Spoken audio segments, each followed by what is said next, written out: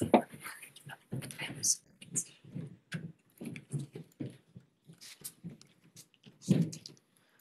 afternoon.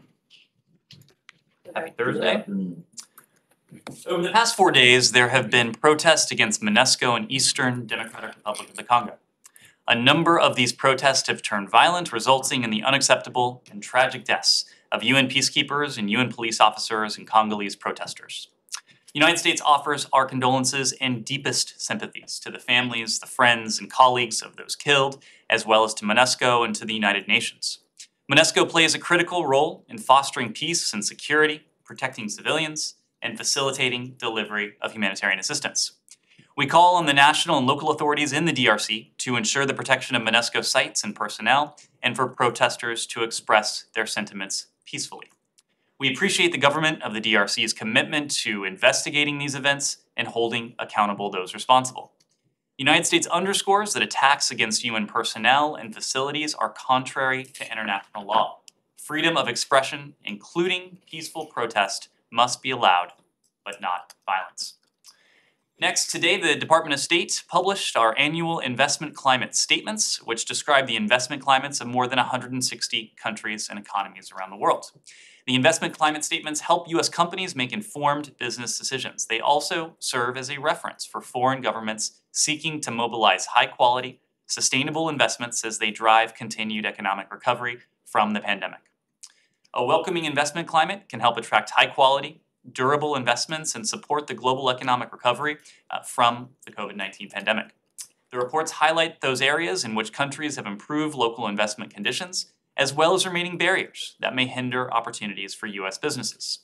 Successful global economic recovery from the pandemic must be grounded in sustainable, equitable, and inclusive growth. To that end, the statements not only cover market conditions, but they assess how governments uphold international labor standards, enable responsible business conduct, combat corruption, and implement policies to mitigate and adapt to the effects of the climate crisis. The statements can be found online on our website. And finally, I am pleased today to announce that we are marking the 100th anniversary of unbroken diplomatic relations between the United States and Estonia, Latvia, and Lithuania. The story of these steadfast relationships is a remarkable one. Our relationships have withstood the brutal and illegal Nazi and Soviet occupations of the Baltic states until Estonia, Latvia, and Lithuania courageously reclaimed their independence, rebuilt their nations, and became active and committed members of the UN, NATO, and the EU. Today we stand together as close friends, strategic partners, and strong allies, deeply committed to defending our democratic institutions, our human rights, and our freedoms. The United States is proud to join with Estonia, Latvia, and Lithuania as we work together to support the democratic aspirations of their European neighbors and others around the world, and stand with the Baltic nations in support for Ukraine amid Russia's brutal invasion. Whether our countries are protecting the rule of law, sharing lessons of e-governance, or standing up for fundamental freedoms, the United States is more committed than ever to stand with you as our democracies rise to the challenge of this moment. And here's to the next 100 years. With that, Matt. Okay, thank you. Happy day after the deployment. Yes, thank you. I'm not sure if there's a word for that. Kind of Boxing Day.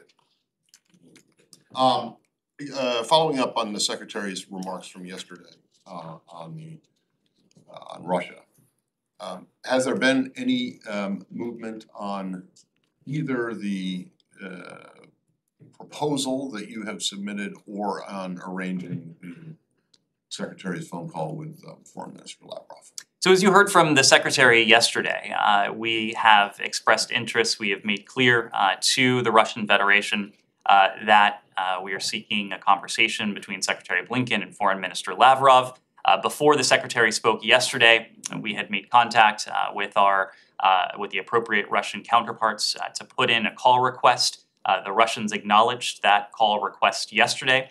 We have continued to go back and forth. As you know, Foreign Minister Lavrov is in the midst of travel, so I don't have any update to provide in terms of when they may be able to connect, but we continue to discuss that in the appropriate channels. Among the issues that the Secretary outlined that he would broach with Foreign Minister Lavrov, first and foremost in this case, is the continued wrongful detention of Brittany Griner and Paul Whelan. As part of that, the Secretary said yesterday that we had put forth a substantial proposal, and that he would seek to use that call to attempt to move towards a resolution on the basis of that substantial proposal. So the call, of course, has not happened. He has not had an opportunity to seek to do that with Foreign Minister Lavrov, but it is something that we are continuing to pursue, and we continue to expect that they'll have an opportunity to speak in the coming days. Okay, but presumably the substantial proposal wasn't submitted to Foreign Minister Lavrov, so I'm just curious if there's been any, aside from a conversation, or do you not expect there to be any movement on this until at least after they speak? Well, let me back up. We have conveyed this substantial proposal directly and repeatedly to Russian counterparts. We have done so over the course of several weeks. It had been our hope that with the conveyance of this proposal, that we would have been able to resolve these cases before we got to this point. But is it your analysis, or is it the thinking of the administration that you don't think that Russians will respond, or there will be any movement on the proposal until after conversation between Blinken and Lavrov? I will leave it to the Russians to speak to their willingness. It has consistently been our hope. We have sought to resolve these cases, to see Paul Whelan, Brittany Griner freed as soon as we started working these cases. So the fact is that we are now escalating this to the level of the Secretary in the hopes of moving this to resolution. But again, this substantial proposal has been on the table for weeks now. There is no reason to delay this. Every single day that Paul Whelan and Brittany Griner remain behind bars, it is injustice compounded on itself. Our goal is to see these cases resolved just as soon as we can. Last one for me. And you said that you even though you haven't heard back about the call, that you still expect it to happen in quote unquote the coming days. So does that mean that you still think it will happen before the weekend or before next week? I couldn't say. We're continuing to discuss logistics. I don't have anything specific to offer at this point. Jenny? Thank you. On China, Can we stay on the same topic before? Sure, we'll stay on the same topic for, sure. Is there any scenario at this point that this call might not happen? Because the Secretary was very diplomatic yesterday. He said he expects to speak with President Lavrov. Well, we do expect to speak with Foreign Minister Lavrov. We put in a call request yesterday before you heard from the Secretary. It remains our expectation that the two will have an opportunity to speak. But again, I don't have any updates to add at this point in terms of specific timing. Thank you very much. And one more question on this one. Is there any concern that given Russia's previous behavior, the way they behave after they achieve what they want to see, that this potential call might embolden Russian actions in Ukraine, even though the Secretary made it clear that it's not going to be about Ukraine in particular? Well, that's part of the reason why you heard directly from the Secretary yesterday. The Secretary felt it important to be very clear about what a call with Foreign Minister Lavrov would entail, and just as importantly in some respects, what it wouldn't entail. And so you heard directly from the Secretary that first and foremost, he wanted to convey clearly and directly, personally to Foreign Minister Lavrov, the priority we attach and have always attached to the prompt return of Brittany Griner and Paul Whelan, both of whom were held unjustly in Russia. Two, he wanted to reiterate what Foreign Minister Lavrov has heard from much of the world regarding the message about food security and more accurately food insecurity that has been exacerbated by Russia's brutal aggression against Ukraine. The Secretary intends to underscore the message that we have conveyed previously, that other countries have as well, that we welcome this deal, but a deal in principle is distinct from a deal in practice. And we want to see this deal fully implemented, and an important part of that is seeing to it that Russia upholds the commitments it has made with Turkey, with the UN, and in this case, with Ukraine. And then third, the Secretary wanted to convey a very stark message on our continued concerns that Russia may seek to annex by force parts of sovereign Ukrainian territory.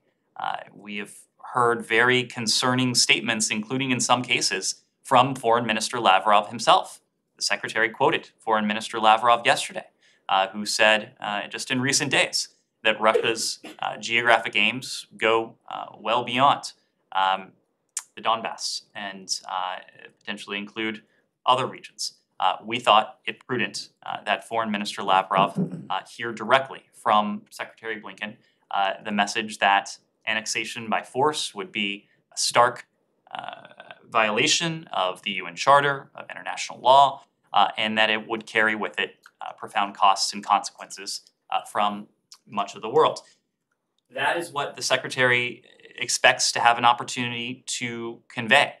Importantly, however, you also heard from Secretary Blinken yesterday that this would not be a negotiation about Ukraine. This would not be a return to business as usual.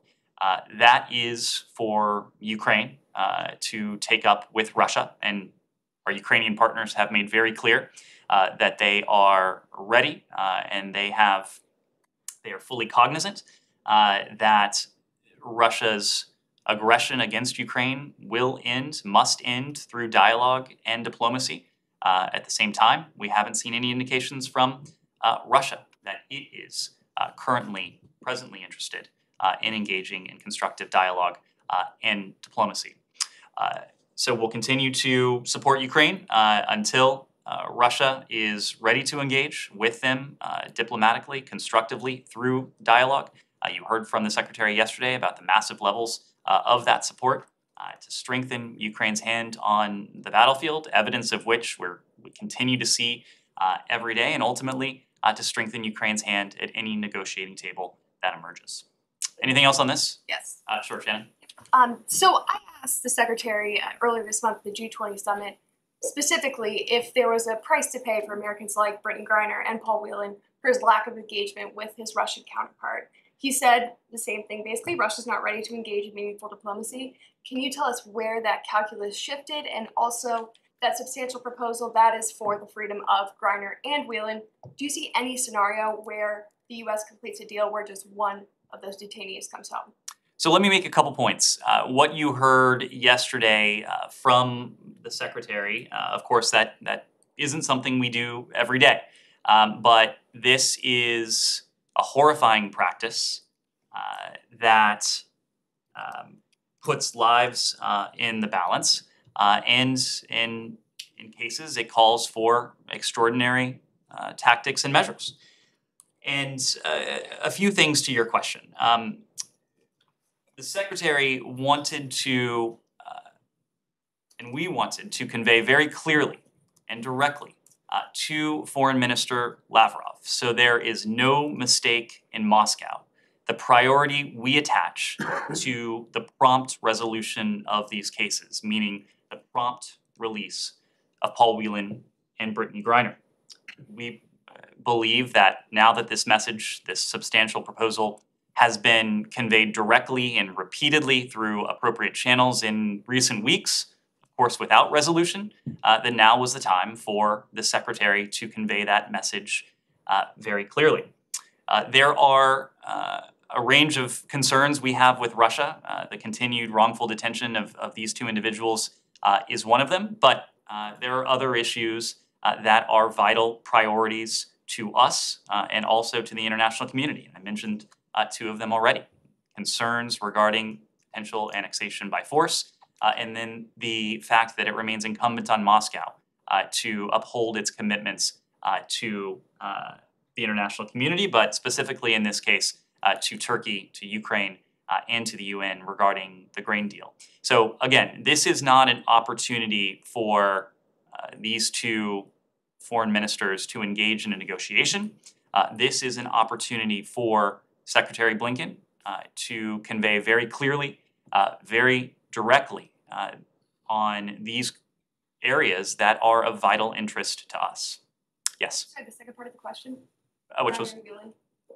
out of deal or? Again, it is our priority to see both of them released as swiftly, as promptly, as could be possible. Have you heard any response to this proposal since it was presented weeks ago to Moscow? Have there been any counter proposals from the Russians? And is the US prepared to add more to the proposal on the table if that's what it would take to Griner and Whelan home? Jenny, it is not our intention to negotiate in public. It's not in our interest to do so. There is one single overriding interest that we have, and that is the prompt release of Brittany Griner and Paul Whelan. We are going to be careful in everything we do and everything we say, not to run afoul of that overriding priority, not to do anything, not to say anything that might set back that ultimate cause. I'm just not going to get into the details beyond what you heard from the Secretary yesterday. We consider this to be a substantial proposal. We've conveyed it repeatedly, directly over the course of several weeks. The fact that now several weeks later, we are where we are, I think you can read into that as being a reflection of the fact that this has not moved to the extent we would like. And we want to make very clear to the Russians directly, in this case, in a conversation with Secretary Blinken, the priority we attach to this. And can I quickly follow up? Do you have any update on Mark Fogel's case and whether he'll be deemed wrongfully detained? There's nothing additional I'm in a position to offer at this stage. I addressed this issue broadly earlier this week, made a point of saying that we are providing all appropriate assistance to Americans who are detained in Russia. We continue to call on Moscow to provide regular, consistent consular access to our embassy, to Americans who are in pretrial detention, to Americans who have been sentenced in Russia. And again, there has been a discussion of this process of determining whether someone is wrongfully held. What I will say is that in all cases, we consistently review the totality of the circumstances. And without going into a particular case, I will just say that we are always looking at developments. We are always looking at those circumstances in determining whether someone may be wrongfully held. Yes. Anything else on this? Go ahead. In China Sure. and President Biden called PRC this morning. But the Chinese Foreign Ministry spokesman announced today that China will take crucial actions while House Speaker Nancy Pelosi visit Taiwan. Do you know what a crucial actions is? When it comes to President Biden's conversation today with President Xi, the White House issued a readout just a few moments ago. I expect you or your colleagues will have an opportunity to hear more about that call from my colleagues at the White House, so I will refrain from commenting on that. Again, we have all heard the statements from the Ministry of Foreign Affairs. I suspect they too have heard our statements. It is not for us to speak to any potential travel of any member of Congress, and that includes the Speaker of the House in this case. I understand that her office has not announced or confirmed any travel. What it is for us to do, on the other hand, is to provide members of Congress, including, of course, the Speaker of the House, with relevant information and context for any potential travel. That includes security considerations, that includes geopolitical considerations, but we're just not going to detail any such conversations. The North Korean leader Kim Jong-un announced through the Korean Central News Agency yesterday that he was making full preparation to deter nuclear war and warned of the annihilation of the South Korean government and military. He also warned that the war would break out on the Korean Peninsula if the US and Korea exercise was continued. What is your comment on it? The comments we've heard in recent hours are not categorically different from what we've heard from the DPRK regime over the course of recent months and recent years, unfortunately. We're not going to respond to them. I think it is fair to say that the DPRK also won't be surprised to hear the same message from us, and that is our commitment to the defense of the Republic of Korea and Japan, a commitment that remains ironclad. The DPRK, as we've consistently said, constitutes a threat to international peace and security in the global nonproliferation regime. We have a vital interest in deterring the DPRK, defending against its provocation or the use of force, limiting the reach of the most dangerous weapons programs, and above all, keeping the American people, our deployed forces in the region, and our allies safe from any threat to international peace and security. And to that end, we continue to consult closely with Japan, with the ROK, and with partners throughout the broader Indo-Pacific region and beyond on the threat that is posed by the DPRK's WMD Lastly, programs. how is the United States currently approaching the North Korea? Where are we now? Well, we are not, unfortunately, in a markedly different place than we have been in for quite some time. As you know, Jenny, we undertook in the early part of this administration a policy review to determine the most effective approach to the DPRK. The result of that policy review was and is a policy that seeks to advance our overriding objective of the complete denuclearization of the Korean Peninsula through dialogue, through diplomacy, through concerted partnership with our treaty allies. We have been able to pursue a core element of that, deepening our partnership with our treaty allies, in this case Japan and the ROK, both on a bilateral basis as well as on a trilateral basis.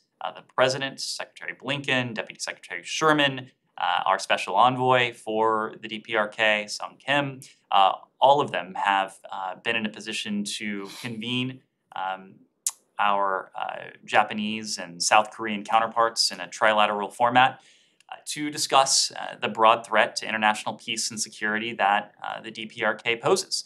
At the same time, in virtually all of these engagements and consistently from here and elsewhere, we've made the point that we harbor no hostile intent towards the DPRK, and in fact, we seek to engage in the dialogue, in the diplomacy that we feel could be most effective towards advancing the goal we share with our treaty allies and with other partners in the region and around the world to promote that shared goal of the complete denuclearization of the Korean Peninsula. Now, of course, we have not heard a substantive response or certainly any indication that the DPRK at present is seeking to take us up on that offer. But in the interim, we'll continue to coordinate closely with our treaty allies and we'll continue to impose costs and consequences should provocations continue to emanate from the DPRK. Thank you. Yes. Yes, Nate, can you talk about the Chinese Americans who are believed to be wrongfully detained by the Chinese government or who are under exit bans? Was that addressed during President Biden's call with the Chinese President Xi Jinping? And is there any progress to bring them home? Thank you. What I would say, Nike, is that in all relevant conversations with countries around the world, we raise cases of Americans who are wrongfully or arbitrarily detained or Americans who are otherwise unable to leave a particular country on their own free will. That is no exception in the case of the PRC, but it's just not something that I'm going to be in a position to detail from here.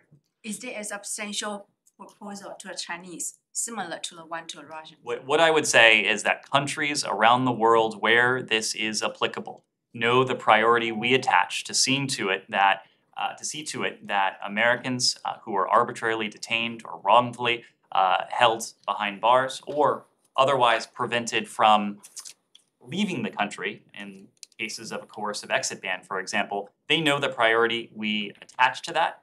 They know that we are going to continue to seek to resolve these cases on a bilateral basis.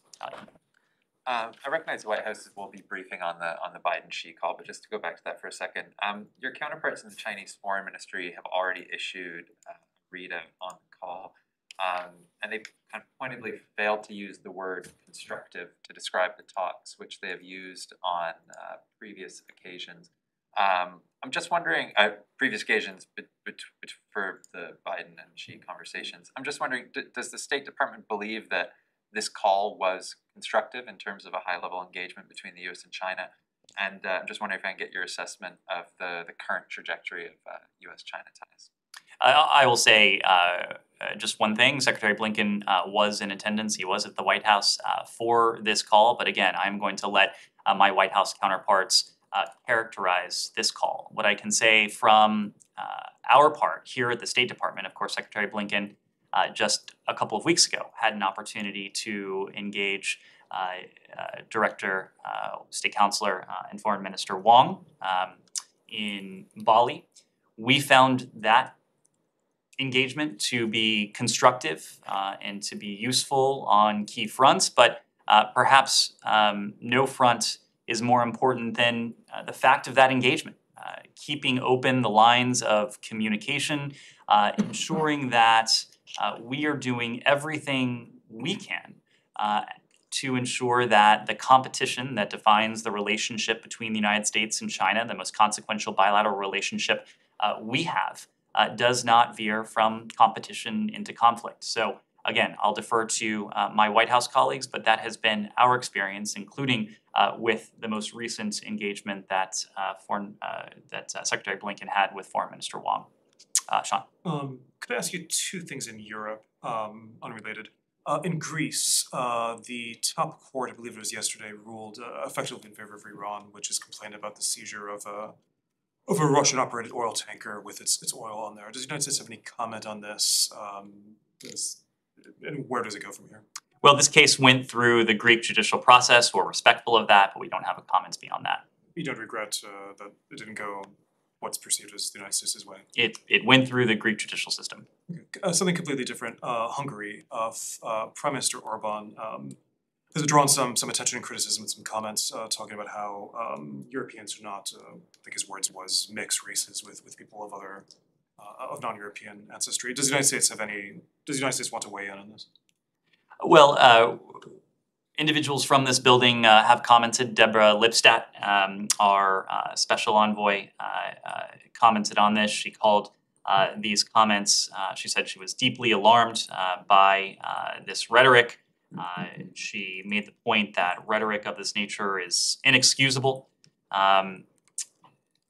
In some 75 years after the end of the Holocaust, only element I would add is that, and this is a point we've said before, what binds the United States and our allies around the world, with Hungary being an important ally, not only shared interests, but also shared values. And the remarks that we heard from Prime Minister Orban are not reflective of the shared values that tether the United States to Hungary, that serve as a foundation between the relationship between our two peoples, and that serve as a basis for the relationship between the United States and our other allies, whether it's in Europe, the Indo-Pacific, or elsewhere. Yes? A few on Iran, if that's okay. Do you see the release of Murad Tabaz as a positive sign for the other Americans held in Iran, or is this strictly tied to the Oman-facilitated UK-Iran prisoner negotiations? Let me just say on his release, and you may have seen this, but we welcome the news that Iran has released US-UK citizen Murad Tabaz from prison, that he's been since released on bail. We're grateful to Oman, we're grateful to the UK for continuing to press Iran to fulfill this commitment. It remains one of our utmost priorities to secure the release and the safe return home of wrongfully detained Americans, and that includes Murad Tabaz. We've talked about this before, and I think Secretary Blinken alluded to it just yesterday. But the fact is that Iran is unjustly detaining innocent Americans and others and should release them immediately. Iran should also account for the fate of Bob Levinson. This is an issue that Secretary Blinken, that Special Envoy Malley, that our Special Presidential Envoy for Hostage Affairs, Roger Carstens, they regularly speak to the families of these wrongful detainees. They keep them apprised of our efforts to bring them home, of the priority we attach to this. I'm not going to speculate on what the furlough of Murad Tabaz may signal beyond reiterating that the release of the Americans who are wrongfully detained in Iran is of utmost priority for us. And then on Borrell's proposal, you said earlier this week that the US would be swift with its review. Has the US shared its response with the EU yet? We've been in touch with our European allies. We continue to remain in close contact with our P5+1 partners in this regard, including, of course, our European allies in this. We are reviewing the draft understanding. We plan to do so swiftly. We'll share any reactions we have with the EU directly. Yes. On the Ukraine grain deal, are there any new estimates for when ships can start exporting grain out of the ports? For that, I would need to refer you to the UN and the other parties responsible for this agreement. Our position continues to be that ships, in the first instance, never should have stopped. The effective blockade that Moscow has instituted against Ukraine never should have been put in place in the first case. But now that this deal has been reached, it needs to be swiftly implemented. And again, a deal on paper is different from a deal in practice. And it is incumbent upon Moscow to do everything it can, not only to the letter of the agreement, but also consistent with the spirit of the agreement, to see to it that ships are able to leave, shippers have the confidence to be able to do so, and the millions of tons of grain that has been ready to go for weeks, in some cases for months, can start to leave from Ukraine's Black Sea ports. But it's not for us to provide updates as to when that might happen, but we are going to continue to do everything we can to facilitate the swift implementation of this deal, but ultimately the responsibility for its successful implementation rests with Russia. And then on a different topic, the G7 condemned Myanmar's executions today. Is the US planning on taking any additional steps, sanctions to further condemn the killings? All options are on the table.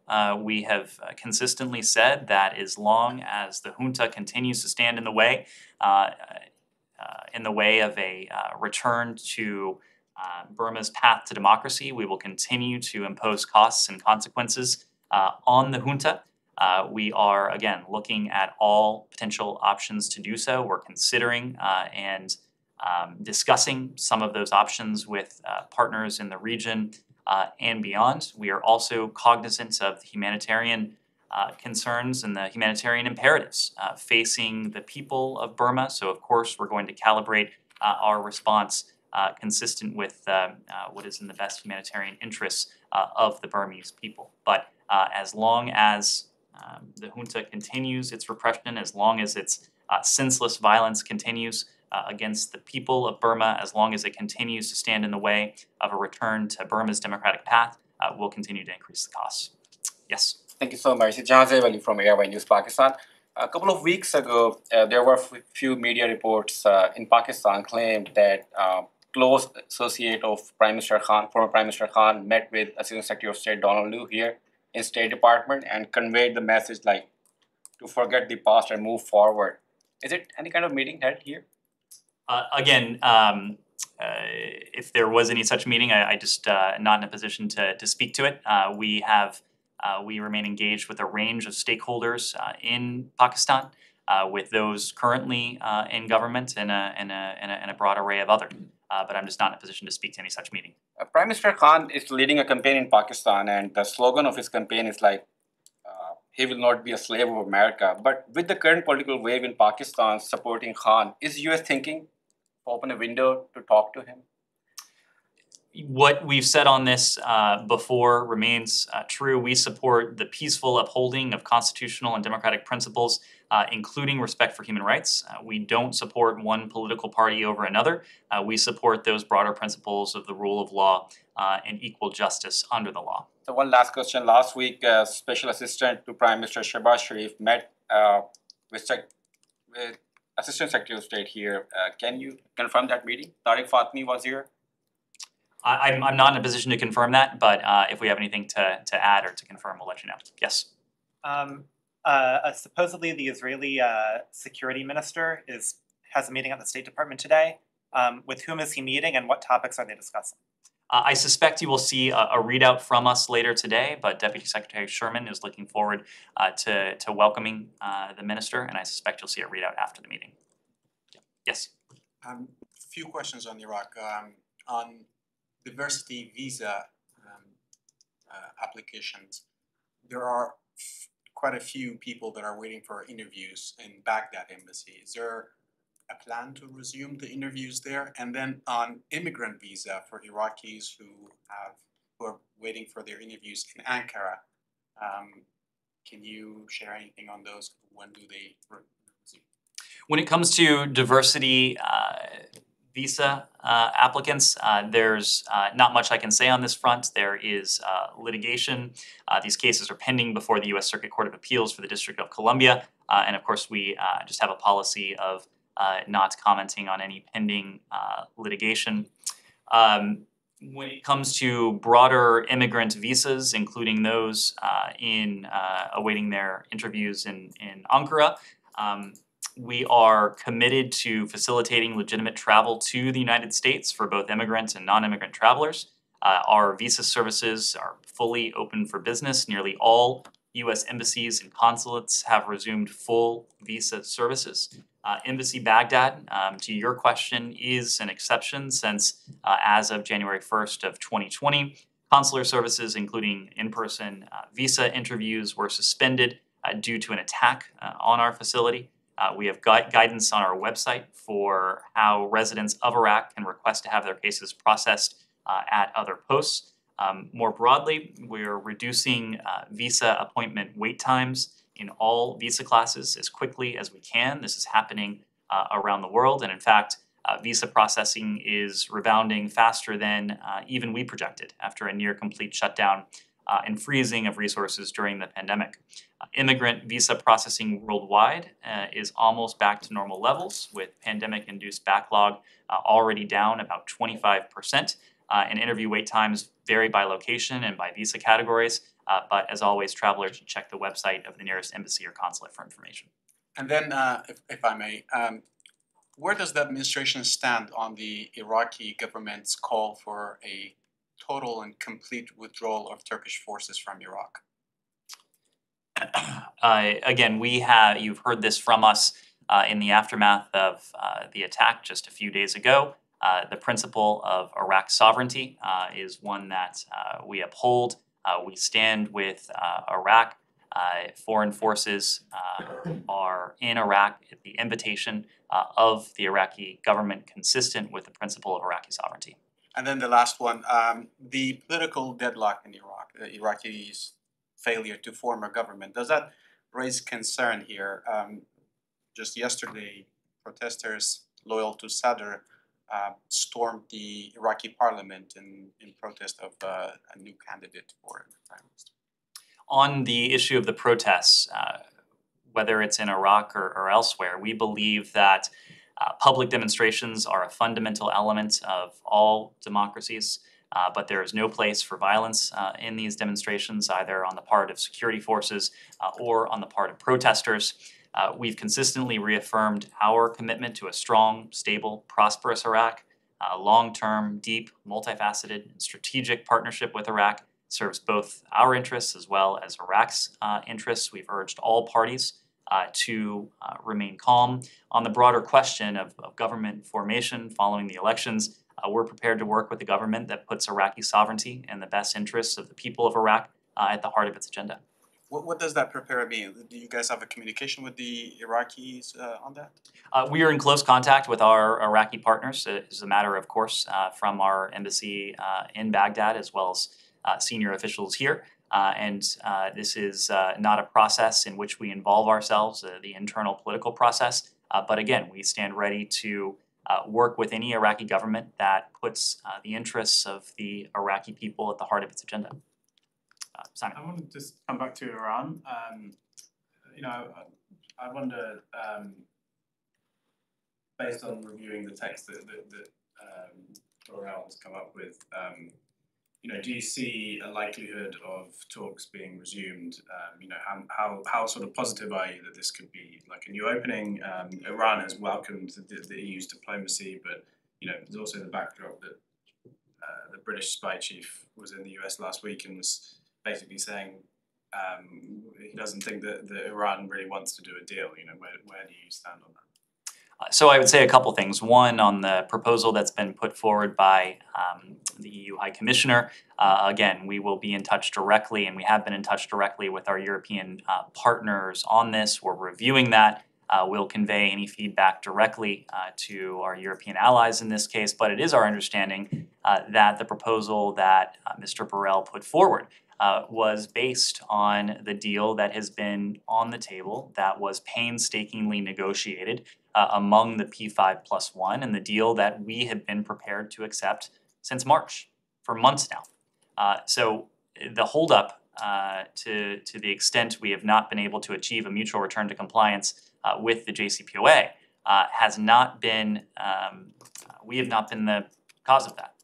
There has been one country that has prevented a return to compliance with the JCPOA, that is Iran. We have made very clear that we are prepared to return to compliance with the JCPOA, assuming that Iran does the same. We have made that clear publicly. We have conveyed that message privately, if indirectly, to the Iranians. What we have not seen from Iran, whether in March or in the ensuing months, is an indication from them that they are prepared to make that political decision necessary to return to compliance with the JCPOA. That's why we've continued to prepare equally for scenarios where we have a JCPOA, scenarios in which we don't have a JCPOA.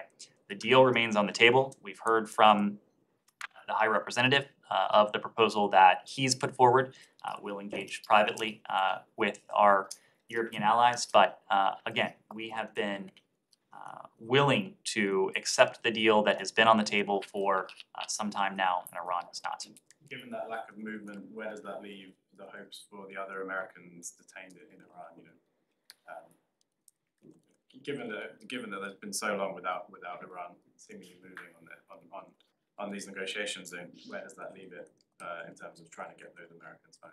Well, all throughout this, Simon, we've been very careful not to tie the fates to these wrongfully detained Americans to a potential mutual return to compliance with the JCPOA.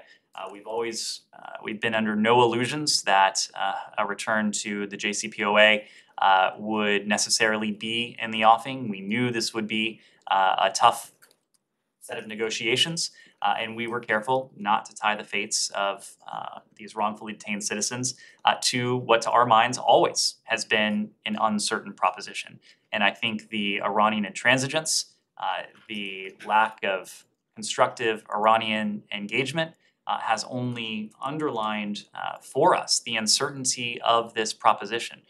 So even as we have discussed via our European allies and other P5+1 parties, the modalities of a potential return to compliance with the JCPOA, we've worked on a separate track to seek to secure the release of these Americans. And just another sort of separate issue, just quickly.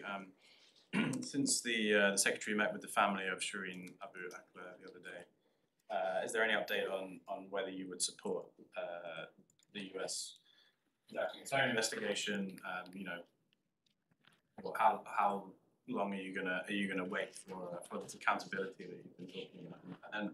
And just I think today some members of Congress are suggesting that they can ask for the State Department to provide a report on the case. You know, is that something that state is willing to do?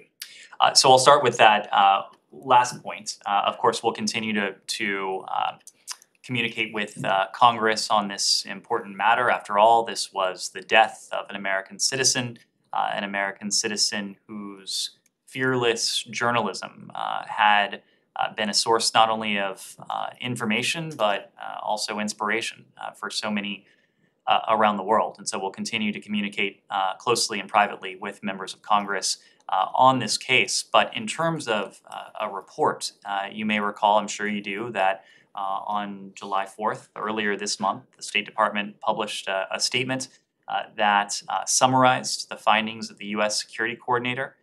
That work on the part of the U.S. Security Coordinator was itself a summation of the investigations that Palestinians and Israelis at that time had undertaken. Our focus has been on bridging those investigations.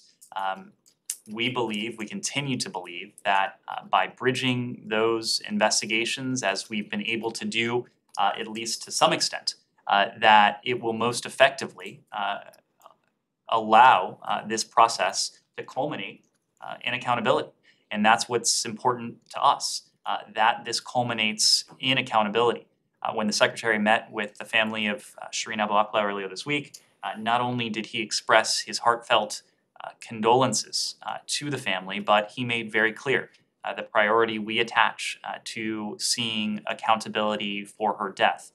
In this case, to seeing to it that steps are taken to put in place protections so that something like this can't happen again, or at least additional safeguards to protect against something like this from happening again.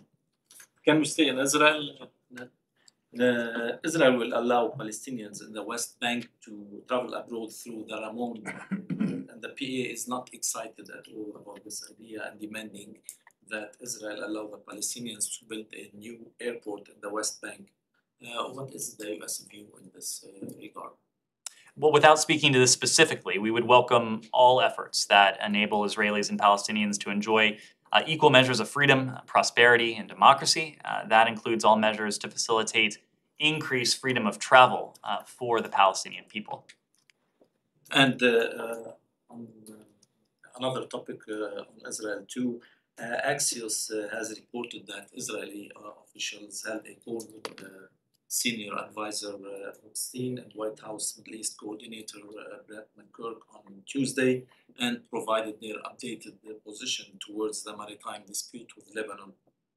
Per the report, the Israeli officials see a moment of opportunity to solve the dispute. What's your assessment in this regard? I'm not in a position to confirm the details of that report, but what I can say is that, as you know, Amos Hochstein was in the region, both in Israel and Lebanon, just a few weeks ago. Since then, he has remained in close contact with Israeli counterparts as well as with Lebanese counterparts.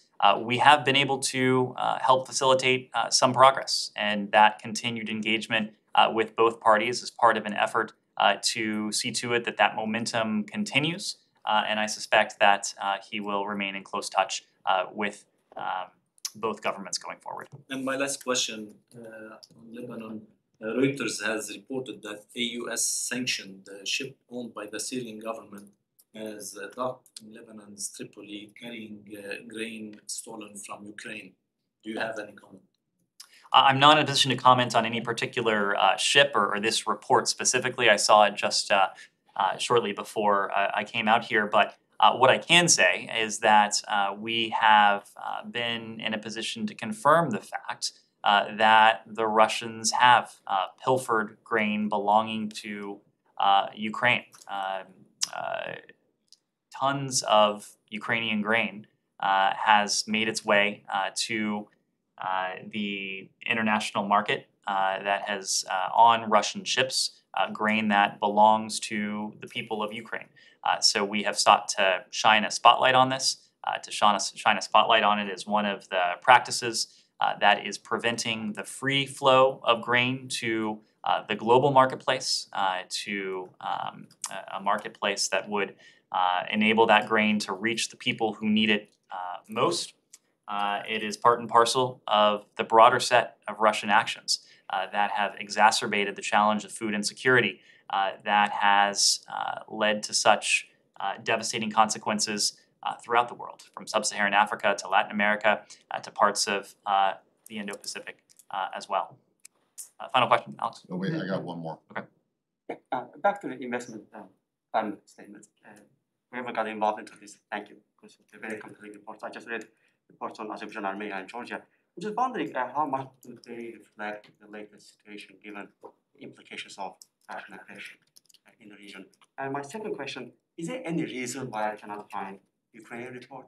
And there is no Russian report either, which is totally fair given the sanctions, but why Ukraine?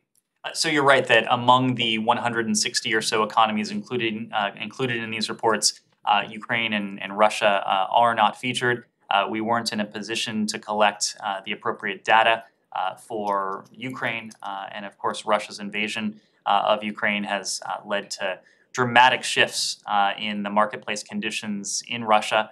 It's no secret, you heard from the Secretary yesterday, in fact, that some 1,000 multinational companies have left the Russian marketplace. It's a very quickly evolving set of market conditions, evolving in a way that is not conducive to business or international investment. So we were not in a position to write a country report for Russia. My question on implications for the other regions, like how much do you think current ongoing Russian war is affecting the region, and how much is it reflected in these reports? How much is reflected in this these report? Reports that were released today, because they are 2022 reports. That's right. I'm just wondering how much do they reflect current latest situation? Well, again, our goal with engagement with the South Caucasus is to move forward towards that comprehensive peace that we've talked about. I'm not certain that Russia's aggression against Ukraine. I think the reports will discuss if there's been any implication for market conditions in the South Caucasus, but we need to refer you to the reports for that. Matt? Sorry, that question was about, I'm sorry, I was dealing with something else, but that question was about the investment climate reports? Yes. Okay, well, in fact, Russia and Ukraine are in the investment climate reports. They are listed. I haven't gone and read them in detail, but there are a number of countries that are left out. The state sponsors of terrorism, for example, are not included. North Korea, Syria, Iran, and Cuba. But of those four countries, the administration has actually moved to try to open up at least limited investment in Cuba. So why aren't they included? And I realize that you might not be the best, the most authoritative person to speak about this. It might be Commerce, but why wouldn't they? Also, Venezuela is not included. Neither is East Timor. Are they just? They're not even worth. You know. And the other question I have about this is that why are there two sections for China? One for China and one for Hong Kong. It's my understanding that this administration, like the previous administration, essentially said that there's no difference anymore. So I have to correct you. There is no report for Ukraine this year. There may be a placeholder for it, but there is no report for Ukraine this year. Okay, I'm looking at it Neither right for now. Russia. And there's no report for Russia either. I'm looking at it right now. You may be looking at last year's or previous years, but Ukraine Country Commercial Guide on the International Trade Administration Commerce website. You may be looking at something else, but there is no. This is the link that was in the release. Your colleagues in the room have also pulled it up, so but I can tell you there is no Ukraine country report or Russia country report this year.